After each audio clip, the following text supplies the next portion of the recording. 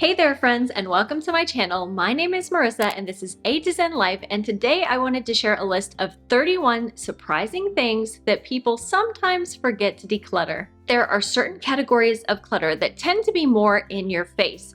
For example, if you have too many clothes and you find that they're spilling out of your dresser and your wardrobe onto the floor, or you've got piles of paper that are stacking up on flat surfaces. But there are other kinds of clutter that are less obvious and easy to forget about until something jogs your memory a bit. And speaking of jogging your memory, I think memory boxes are the perfect place to start this list. Memory boxes are a special box or container that you use to store sentimental items or keepsakes that you don't necessarily want to have out on display or to use on a daily basis, but you still want to keep for the memories. However, a lot of times people will just put stuff into the memory box and then that memory box overflows, then you need to get a new memory box. And then at some point you have to ask yourself, are all of these memories really special enough that I want to keep them in a memory box? Or might it be time to revisit some of these things and see if I still want to keep them? Remember, a memory box should be a space for your most special items. So if you have just gotten into the habit of putting things into your memory box without returning to them and questioning again, it might be nice to go back through those things and see if you still want to hold on to them. Next up, number 2 on this list is voicemails. And I don't know about you, but there are just certain things that I hate doing and therefore will procrastinate on doing for a really long time. For example, putting gas in my car, can't stand it. Making more than one trip to the car to carry in the groceries. I would rather turn into the Incredible Hulk and carry it all in one go. And listening to voicemails also falls on this list. When I was making this video, it suddenly occurred to me that I haven't checked my voicemails for a really long time. And I went through my voicemails and found that I have 43 right now, some of them dating back as far as 2018. What's interesting is that I found that technology has now advanced so far that you can now see a text note that transcribes the content of the voicemail into a little paragraph for me to read, so I can just quickly read through that, scan through the information and see if it's something I need to follow up on, or delete it and let it go. And let's face it, if it was something from 2018 or 2019, what are the chances that I'm gonna need to follow up on that? I'm not sure if your phone has this feature or not, but if it does, that really makes it a breeze to go through and delete old and unimportant voicemails. This is the perfect type of clutter where you can just set a timer for 10 or 15 minutes and do a really focused decluttering session. And if you are anything like me, you're literally going to be clearing out years worth of clutter. Number 3 on this list of things that people forget to declutter is their goals. I'm a huge fan of goal setting, but I also know that I only have so much time, energy, and attention that I can give to each goal. Let's say that you have goals to declutter your entire house, and you want to start an exercise routine to lose 20 pounds, and you want to find a new job because you hate the one that you're at, and you're thinking of starting a side hustle so you can make an extra $1,000 a month, or maybe you want to get better at meal planning and feeding your family healthy lunches and dinners. I think all of us can agree that these are fantastic and potentially life-changing goals, but I know that for myself as a busy mom, anytime I try to focus on maybe more than 2 or 3 major goals at a time, I quickly can get burned out and overwhelmed. And it's like the quote goes that says, you can do anything, but not everything. And so if you have a lot of big goals for yourself, you might find it helpful to try to tackle a small set amount of goals. And then once you've made progress towards and mastered the habits that will lead you to those goals, then you can start thinking of adding new goals into your list. Number 4 kind of goes hand in hand with number 3, and that's your schedule. And I have 2 tips to help you declutter your schedule, and that is to, number 1, know your priorities, and number 2, know your limits. Chronic busyness and overscheduling can also lead to overwhelm and burnout. And if you're at that point, you might need to start removing items from your calendar and to-do list. Another clutter category that's easy to forget is money clutter, aka your finances. And just like people can collect duplicate spoons or spatulas in their kitchen, we can also collect duplicate apps or subscriptions that we don't use much but that still cost us money. Like having multiple streaming services where you're paying for Disney Plus, Hulu, and Netflix. Or what about credit cards or old accounts that you no longer use but never bothered to close? And not only that, disorganized finances can also cost you in other ways. For example, forgetting to pay your bills on time, resulting in expensive late fees, or overpaying for things that you could find cheaper elsewhere because you don't track your spending and have no idea how much stuff costs. That's why I've made it a habit to declutter my finances just as regularly as I do the physical clutter in my home, and look for ways to eliminate or trim back on expenses whenever possible. And one great way to do that is by switching your phone plan over to Mint Mobile, who I've partnered with to bring you today's video. One of my biggest financial pet peeves is getting nickeled and dimed by huge corporations that are overcharging me already, which is what happened at my last phone plan at Big Wireless. But with Mint Mobile, you can get unlimited talk and text plans with the exact same speed, coverage, data, and access to the nation's largest 5G network that you can get at big wireless companies for as low as $15 a month. I love Mint so much that I've been recommending them to tons of people since I joined, including on this channel.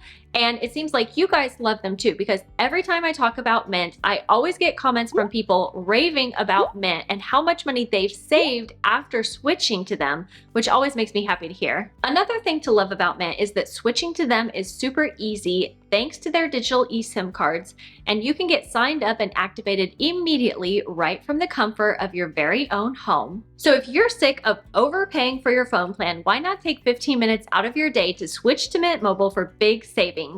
And right now, new customers can get any plan for just $15 a month when they purchase 3 months or more, and that includes the unlimited plan, which is normally $30 a month. So if you're ready to make the switch, head to trymintmobile.com/A to Zen Life, or click the special link that I've shared down in the description box below to start saving. And thanks again to Mint for partnering with me to bring you today's video. Number 6 on this list is things you're trying to sell, whether that's your clothes on Poshmark or things like collectibles or knickknacks on eBay. And I know it can feel good to get a little bit of money back and send those things on to a new home by selling them online. But if you find that you have things that are sitting for months and months and are just not getting sold, at some point you have to be willing to accept that maybe these things weren't as worth as much as you thought they were, and it's time to let them go. And you can either donate them or get rid of them in some other way. Maybe someone would be willing to take it for free in a buy nothing group. So if you're someone who tries to sell their things online, I would strongly recommend that you put deadlines on your clutter. And if it doesn't sell by the end of that deadline, then it's okay to get rid of it. Another clutter category that's easy to forget is household cleaners, and that can be everything from cleaning supplies that you don't use and know you never will, or brushes that are worn out, sponges that are no longer usable, or spray bottles that don't work. I will say that when it comes to household cleaners, you want to make sure that you're safely disposing of them if you don't want them and they are chemical based. So you could try giving them away, say in a buy nothing group, or to a local organization that might be in need of cleaning supplies.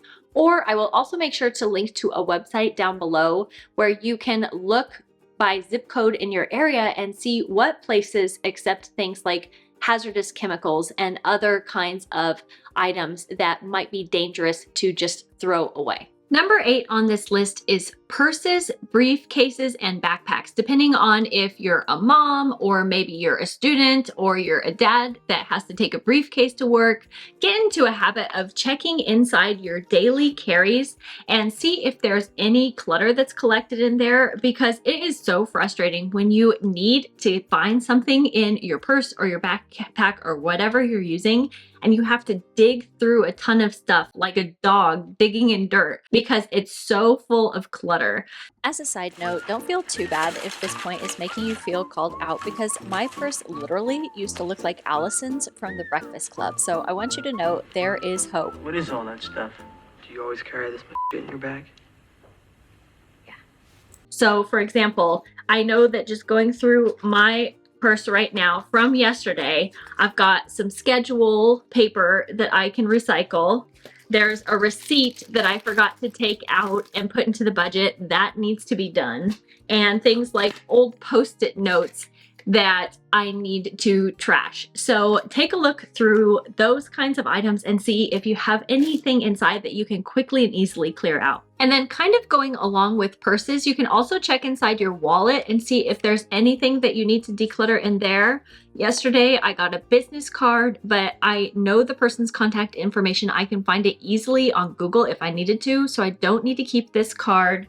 And then another thing you can look for while you're inside your wallet is things like old expired cards. That's something else that people forget about, like say credit cards, which should be shredded, please. Dispose of your private information properly. Or things like, for example, expired driver's license. So I had to get an updated Illinois driver's license because mine expired. I still have my old New Jersey one. So now I need to dispose of this properly. The inside of your car is another clutter zone that's easy to forget, especially if you're a mom that's driving a lot of kids around, or you have to travel for work and maybe you have stuff in your car for that. The inside of your car can get very out of control very quickly. So don't forget to sometimes take the time to just drag up a trash can, maybe into the garage, and get some of that trash out of there. Another area that's easy to forget about is the top of the refrigerator. Now, this is something that I don't struggle with as much anymore, but it used to be that when I would bring home papers from school or maybe kids' artwork, a lot of times I would just slap it here on top of the refrigerator and then forget about it, because most of us aren't tall enough that we're going to be above. And of course, the refrigerator very loudly turns on right while I'm talking. Great. Most of us aren't tall enough that we're going to be above the refrigerator and able to look down and see what's on top of the refrigerator. So if you haven't checked on top of your refrigerator in a while, maybe get up there and take a look around and see if there's any paperwork or artwork or maybe tools that have kind of collected up on top of there, and clear them out. And then if you have any hard to reach cabinets like the ones that we have up here above the refrigerator, this is something that I can't get to without a chair. And so when you have cabinets like this, those can be spaces that very easily collect clutter, because maybe you take something that you don't really use and you just shove it up in there and forget about it. Forget about it. Forget about what? So make sure to go through those kinds of cabinets every once in a while just to see what's inside of there. And if you're finding things that haven't been used for 6 months, a year or more, maybe you can clear those things out of those cabinets and get back some of that space. Another place that you might not have considered decluttering is your diet. For example, let's say that you want to make some lifestyle changes and be healthier, and you want to reduce or eliminate sugar from your diet, or try to decrease your salt intake, especially if you've been diagnosed with particular chronic illnesses, or maybe you've gotten into the habit of eating fast food rather than home-cooked meals more often than not. And something else that you can even consider that I'm relatively new to figuring out is artificial food dyes in your food. So I didn't even realize this was much of a thing until I came across a few articles recently after moving back to the United States, how food dyes in our food can contribute to behavioral problems in children who have hypersensitivity to these things. And I know that my kids have food allergies. They seem to have some sensitivities to certain kinds of foods. So I've been working to eliminate some of these food dyes in our foods. For example, yellow number 5, I switched our brand of pickles to one that specifically says that it does not contain yellow 5 food dye. So that's just some examples of how you can declutter your diet, and I'm sure that there's plenty of other ways. Other things that you might forget about decluttering in your kitchen include things like spices and condiments, tea and coffee supplies, especially if you didn't enjoy the taste of teas, which I'm so guilty of, or things like unmatched containers. Maybe you're missing the lid or the bottom. Another thing that I know that can collect in the kitchen, especially in junk drawer areas, are things like spare parts. Like, for example, when we were putting together some furniture for our home, we ended up with multiple pairs of Allen wrenches. Do we need so many Allen wrenches that are in exactly the same size? Probably not. So keep an eye out for things like spare parts and accessories in places like junk drawers or in cabinets, or maybe in toolboxes shoved out of sight, out of mind, and see if there's anything in those areas that you can declutter as well. Number 19 is one that I'm totally guilty of as well, and that's reusable bags, because they're just so useful and they can be so cute and come in so many different patterns. Like this one is one of the first ones that we got when we moved back to Chicago, but you don't need so many reusable bags. And if you choose bags that you know are higher quality and will last a long time, that means that you'll be less likely to have to replace them so often. I know in the past in Germany, I would buy bags that are kind of like this plasticky kind of, I don't know what to call it, material, and it would get worn out and start peeling off. Since moving back to the USA, I got these canvas bags that hold up to, I think, 85 pounds, and they are really, really sturdy and they're really thick, high quality fabric. And I know that these will last a long time. They're also washable, which helps as well. So I would say, go through your reusable bags, and if you've got some that are worn out and need to be tossed, the next time consider replacing them with something like this, and I will make sure to put the link down in the description box below if you're interested in these particular bags, because these are something that are really, really practical and I know will be able to last a long, long time. Two more areas that can be easy to forget about decluttering are gardening supplies and pet toys and accessories. And this is something that I don't have a lot of personal experience with, considering that I don't garden, nor do we have pets, but I have friends who are really into these things, and I know that they say that they can really take over their lives with how much stuff that they need for gardening or for their pets. I know when I was growing up, we have lots of pets, and we would buy things like dog beds and cat towers that were like really fancy and multi-level and lots of tunnels and things for our cats. And then all they wanted to do was just go lay on the vent to soak up the hot or cool air, depending on what was coming out of it at that time. So definitely go through things like your gardening supplies, your pet toys and accessories, and see if there's anything that's worn out enough to toss, or maybe something that doesn't get used and you can get rid of it. Number 22, we have vitamins and supplements. And I know that there's been times in the past where maybe we were taking a vitamin to help with a certain problem. Like when we lived in China, I was vitamin B deficient and I had to take vitamin B supplements, but then no longer needed it after that.